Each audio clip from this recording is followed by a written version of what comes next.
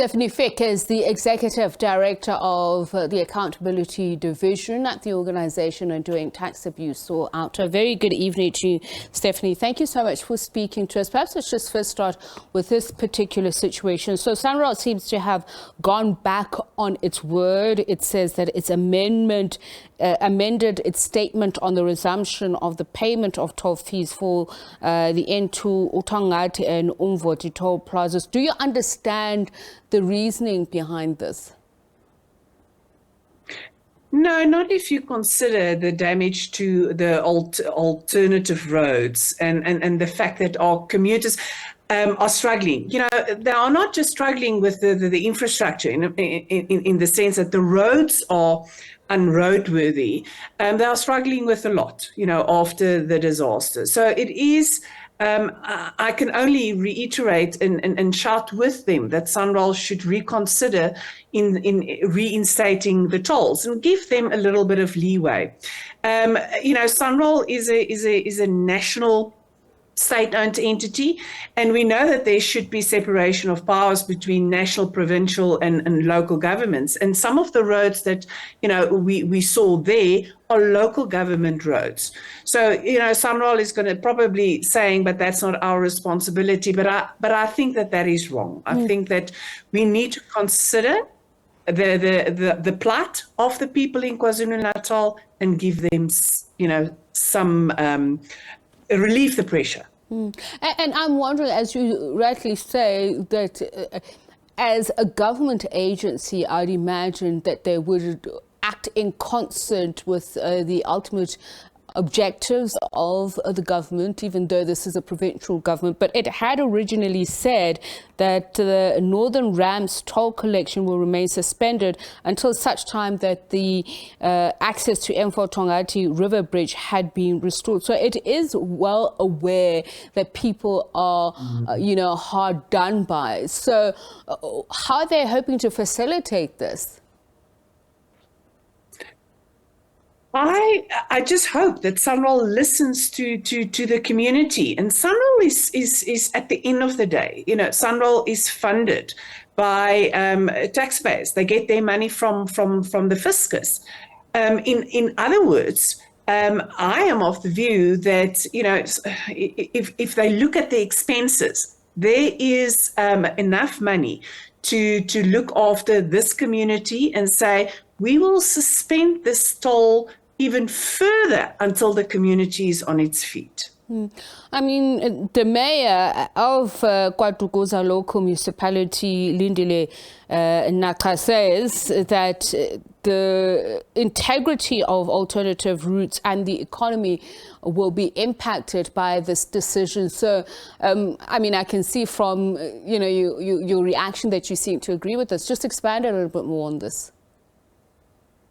I think if you look at those roads, I think it's if people are forced to use those alternative roads, I mean, it's life-threatening.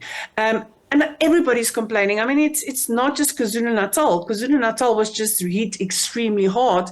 In the area where I stay, for example, there's a huge hole in where there used to be a road. In KwaZulu-Natal, is just more compacted. You know, there's more problems, and I think this also speaks to a general problem we are experiencing in local government, that our roads are not looked after, and that I think people are already fed up. That, you know, where's the money going if it is not to fix infrastructure? And people are, it's also bad for our economy because people are reliant on public transport to get from one point to another.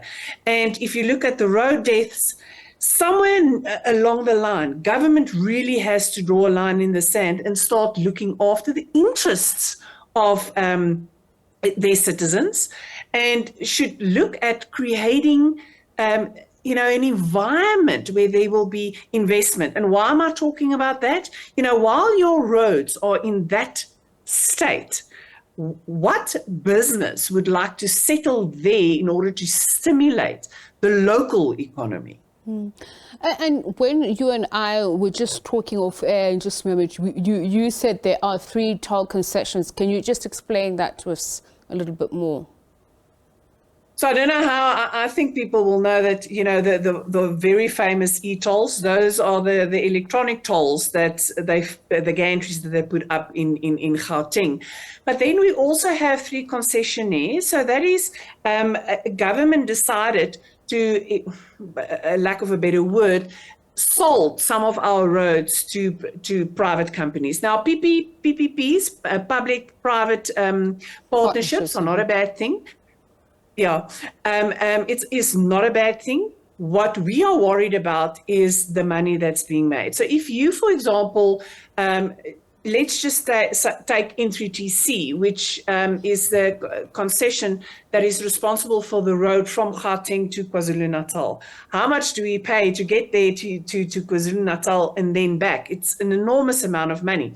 And how much of that money comes back to Sanral and then back to the citizens in order to then repurpose the money. And that is what our court case, we've also, we try to get this type of what are the contract, what is the contract saying, what is the financial implications and agreements between these companies and Sanral to make sure that the tolls that over 10 years increased on average 80%. 80%. Now, one understands that business needs to make some type of profit, but not profit to the detriment of South Africans. And just in short, that's why we want to look at the contracts, the financials, to see whether, the money goes, back into the pocket of the state and therefore will benefit South Africans. Well, it's such a pity we have run out of time because I wanted to understand a little bit more about this. Stefanie, thank you so much for speaking to us. That is from OUTA, Stefanie Fick.